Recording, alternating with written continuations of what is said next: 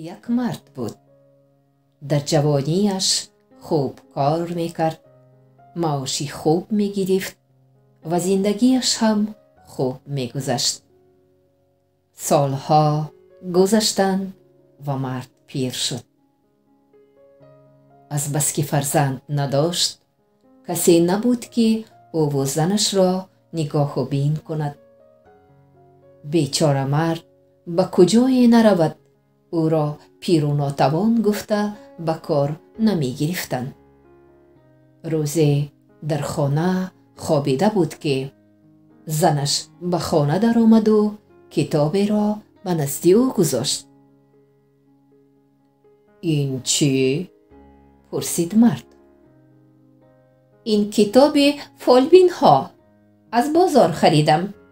اکنون شما فالبین می شوید. به بازار رفته کتاب گشوده می شینید و فال می بینید. گفت زن. من سواد ندارم، کتاب خونده نمی توانم، چه خیل فال می بینم. حیران شد مرد. برای فالبین شدن سواد لازم نیه، گفت زنی محمد دانایش. انا این جامه و سله را می پوشید و کتاب کشاده تسبیح گردانده می شینید. حاضر کی بسیار آدمانی که این یا آن چیزشان را گم کردند. دروغ و راست گفتن می گیرید. یک تاش باور نکند، یک تای دیگرش باور می کند. با امید کاریابی شما شینیم، از گشنگی مرده میمانیم. زن به مردی بیچاره امکانی گپ زنی نداده جامه و سله را به او پوشاند و کتاب را به بغلش داد و او را به بازار گسیل کرد. مردی بیچاره ترسان و لرزان راه بازار را پیش گرفت. ای خدا جان، خودت کمک کن، شرمنده ام نکن، امیدم به خودت. زیر لب غرغر میکرد مرد. در نیمه راه اسب شیهه کشید و مرد به آن سو نگریست. اسب در لب دریاچه آب می نوشید. تو هم به حال من می خندی؟ خند خند. مرد ترسان و هراسان به بازار آمد و دید که در بازار آدمانی بسیاری هر کی از پی کار خود در رسته فالبین ها قطار نشستند و فالبینی می کنند. مرد کمی جرأت پیدا کرد و گلیمچه را گسترده به بالای آن چارزانو نشست و کتابش را گشاد. تسبیحش را به دست گرفت و وانمود کرد که کتاب می خواند. ناگاه مرد شتابان به سوی او آمد. اسبم گم شد بابای فالبین، اسب خوب و بخیراج جهان می ارزیدگی بود. خیلی کفتم و نیفتم، یاری ده، التماس بابای فالبین. قریب بود که گریه کند مرد. مرد فالبین دروغین با قیافه جدی گفت یک تنگه بیده، اولی فال می بینم. مرد اسب گم کرده زود یک تنگه را به کف فالبین گذاشت. او تنگه را گرفت و یک کمی فکر کرد. چی گویم به این مرده؟ این تنگه با من در کار. چی گویم؟ و همان لحظه به خاطرش اسبی رسید که در لب نهر آب می نوشید.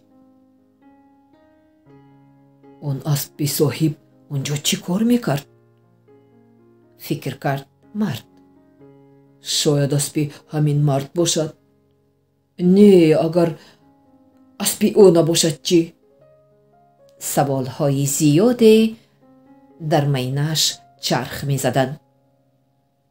عاقبت او قرار داد. هرچی بود و بود. مشکلت آسان شد بنده خدا، گفت مرد. او انا اون کوچه را میبینی؟ با همان شمرده 500 قدم راست میروی، بعد به طرف چپ میگردی، باز 500 قدم دیگر میروی، از پیشت دریاچه میبراید. اسب تو در لب همان دریاچه. زود برو، گفت مرد. نیه، اگر راست باشد، اگر گپت راست باشد، باز 100 تنگه دیگر میدهمت. قابل میدهم، قابل، گفت مرد اسب گم کرده و زود دویده به همون طرفی که مرد فالبین نشان داده بود رفت. مرد اسب گم کرده دویده به سوی نشان داده فالبین رفت و گفته های مرد فالبین را اجرا کرد و به لب دریاچه رسید و دید که واقعا هم اسبش آرامانه آب می نوشد. هی خرسند شد مرد، از خرسندی به رقص در آمد. او اسبش را گرفته برگشته به بازار آمد و از دری بازار در آمد و همان زمان داد زد. ایهی مردم، ایهی، این فالبین نو ولی بوده است. به خدا قسم اسبم روی افتاد. گپش حق است و راست، حق است و راست. و همان زمان به نزد فالبین آمد و خلطچه 100 تنگه داشته را به کف او گذاشت. فالبین خودش هم حیران. این همه را مردم دیدند و در یک چشم زدن آوازه فالبین زور و دانشمنده که در مدت کوتاه اسب گم شده را یافته داد در سراسر بازار و در سراسر شهر پهن شد. در همه جا گپی فالبین بود. همه گپی فالبین زور و دانشمند را می گفتند. بیگاه مرد به خانه آمد و تنگه ها را به زنش داد. زنش خرسند از خوشنودی لبهایش را جمع کرده نمی تواند. انا دیدید؟ گپ مرا گوش کردید؟ پولدار شدید؟ دیگر به بازار نمی روم زنک. می ترسم که روز شرمنده می شوم. نترسید، همش نقص می شود. خدا خواهد همش نقص می شود. روزی دیگر دری خانه مرد را سخت سخت کوفتند. مرد و زن حیران. آنها کسی را منتظر نبودند. زن در را گشاد و دید که آدمان شاه اعظم امر می دهد که شوهر تو به قصر او حاضر شود. کوتاه گفت فرستاده شاه. مرد ترسید ولی علاجی نبود. او به قصر شاه آمد. شاه تمام فالبین های شهر را جمع کرده بود. شب گذشته دوست ها خزینه ما را غارت کرده تمام بایگری ما را بردند. اگر به من خزینه ام را یافته ندهید سر از تنتان جدا می کنم، گفت شاه. فالبین ها سخت ترسیدند. فالبینی سال خورده به زانو افتاد و گفت شاهم از خونمان بگذر، ما از اجرای امر تو عاجزیم. اما انا این فالبینی زور و دانشمند است. او خزینه تو را البته یافته می دهد. به مرد فالبین اشاره کرد. او. ها، حضور است. او خیلی فالبین تواناست، گفتند دیگرها. شاه به نزد مرد آمد و گفت تو اگر خزینه ام را نیابی، سر همتان را از تن جدا می کنم.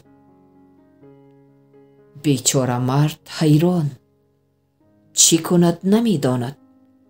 ناگاه به سرش فکری آمد. 40 روز مهلت می گیرم. 40 روز خوب عمر می گذرانم. بعد توکل به خدا، کشد هم میلش. به من 40 روز مهلت بده شاهم، و بفرما به خانه من به اندازه 40 روز آذوقه و خوراک بیارن. من 40 روز در خانه نشسته عبادت میکنم، فال میبینم و به تو میگویم که خزینت در کجاست. گفت مرد. شاه راضی شد. مرد به خانهش آمده دید که آدمان شاه الکی آذوقه 40 روزه او را آوردند. گپ تو را گرفته به سرم بلا خریدم. پس از 40 روز بیشب هر میمانی، مرا شاه البته میکشد. گفت مرد. زیق نشوید، خدا خواهد همش خوب می شود، مشکلمان حل می شود. گفت زن. آوازه آن که خزینه شاه را فالبین زوری یافته می دهد از دهان به دهان گذشته به گوش راهزنهای دوست هم رسید. آنها بی‌ضابطه شدند، ترسیدند که فالبین در حقیقت هم آنها را یافته به شاه می دهد. سردار راهزنها به یکی از دوستهایش گفت شب که شد به خانه فالبین رو، بین کو چی ها می گویند، درباره ما چی ها می گوید. شبانه دوست به خانه مرد آمد و آهسته به بالای بامش برآمد و از دود موری به پایان نگریست. این دم مرد در سر دسترخوان می نشست و زنش خوراک را آماده می کرد. دوست کلش را درونتر درآورده دیدنی شد که در اینجا چی ها می گویند. و همین وقت زنی مرد کوزه خوراک در دست در آمد و مرد فالبین گفت انا یکمش هم آمد. دوست گمان کرد که فالبین از آمدن او آگاه شده است. زود از بام فرآمد و راه گریز را پیش گرفت. دوست به نزد همراهانش آمد و نفسش گشته گشته گفت به نام خدا قسم که او آمدن مرا فهمید. او فالبین زور بود است، زور. من هم تو به گپهایشان گوشتی هم گویم. او گفت که انا یکمش هم آمد. واهمه نکن. گفت راهزن دویم. از کجا می داند که تو آمده ای؟ از ترس به نظرت نمودگی است. امشب نوبت تو، گفت سردار دوستها. شب دویم دزد دویم به خانه فالبین آمد.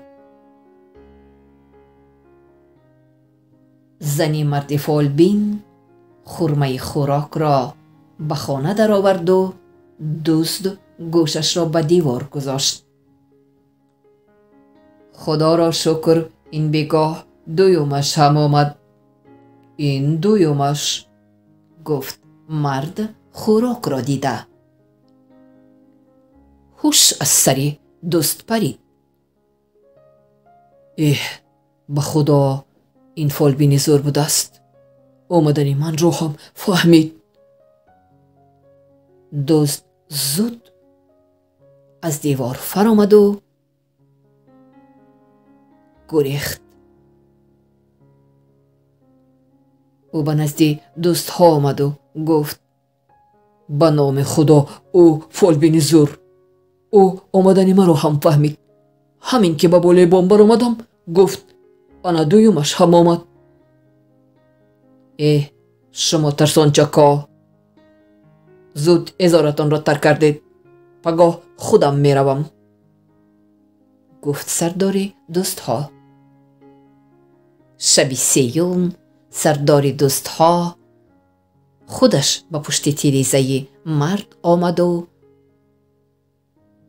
گوش کرده ایستاد. این دم زنی صاحب خانه آش پلوی سیرگوشت را برای دسترخوان گذاشت. گفت مرد. آش پلوی سیرگوشت را دیده. امروز از همه اساسیش آمد کو سردار و سروری. او گپش را تمام نکرده سردار دوست ها راه گریز را پیش گرفت. سردار و سروری خوراک ها آش پلو، گفت مرد. سردار دوست ها به نزد همراهانش آمد. او هم سخت در اضطراب بود. یگان علاج کردن لازم، نباشد او ما را به شاه خبر می دهد. سر ما را از تن جدا می کنند، گفت او. آنها چند روز فکر کردند تا چی کار کنند، چی خیلی مشکلشان را حل کنند. تو به نزد مرد فالبین رو، گفت سروری دوست ها به دزدش. رو التجا کن، گوی که ما جای خزینه را به او می گوییم، به شرطی که او ما را داشته به شاه ندهد. روز 39 کسی در خانه مرد را کوفت. زن و شوهر حیران کی باشد در این نیم شبی؟ کیستی؟ پرسید مرد. من گفت دوست. در رونقشویی هم میلش خزینه شاه را ما دزدیدیم، اما التماس ما را دستگیر کرده به شاه نده. ما جای خزینه رو به تو میگوییم، اون در غاری زیر چنار پیر. همه تنگه و تله های شاه در اونجا. مرد خیلی خوشحال شد. مایلش روید، در امان خدا باشید. لیکن خوب کردید که جای خزینه را گفتید، نباشد پگاه شاه شما را قتل میکرد، گفت مرد. دوست دل پر شده رفت و مرد روز دیگر به نزد شاه آمد. شاه عالم پناه، خزینه را یافتم. اگر راست گویی مکافات میگیری، ولی اگر دروغ باشد حالت خراب، گفت شاه. مرد شاه و نوکرانش را به غار نزد چنار پیر آورد و شاه خزینه را بیگزن دیده شاد شد. همه طله های شاه در جایش بودند. همش را حساب کرده گیرید و به قصر میبریم، امر داد شاه و شاد به بیرون برآمد. دلش از فالبین پر نبود. چی خیل او را سنجم، حیران میشد شاه.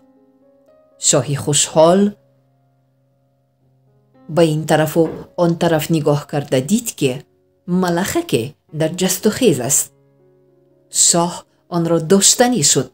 باری اول ملخ جسته گریخت، باری دوم داشتنی شد، باز هم گریخت. باری سیوم شاه دستش را بر روی ملخ گذاشت و آن را قپیده گرفت. تو خزینه را چه خیل یافتی؟ پرسید شاه از فالبین. با علم غیب، گفت مرد. من فال کشادم و یافتم. علم غیب میگویی؟ گفت شاه. اگر تو غیب دان باشی پس بگو که در کف دست من چیست؟ شاه باوری داشت که مرد فالبین به هیچ وجه نمی یابد که در دست او چیست. اگر نیابی تو را همچون فریبگر زندانی می کنم. بیچاره مرد خیلی زیق شد. آخر او از کجا می دانست که در کف دست شاه چیست؟ فکر کرد هیچ چیز به سرش نآمد. مرد بیچاره غمگین شد. خودش را در نظر داشته به شاه گفت: یک بار جستی ملخک، دو بار جستی ملخک، آخر به دستی ملخک. او خودش را در نظر داشت، یعنی دو بار با کدام یک پیش آمده شاید کارش آمد کرد و فریبش گذشت، اما بار سیوم به دست افتاد. او همین طور فکر میکرد. یافتی داد زد شاه و دستش را گشاد و از کف دست او ملخ جسته به پایان فرآمد. مرد آهی سبکی کشید. این بار هم بختش آمد کرد. شاه موافق وعده با او یک خلطه طلا داد و مرد به خانه‌اش آمد. او به خانه آمدن زمان به زنش گفت: برو بخچه هایت را از بند زنک. ما از این شهر میکوچیم، به شهر دیگر میرویم.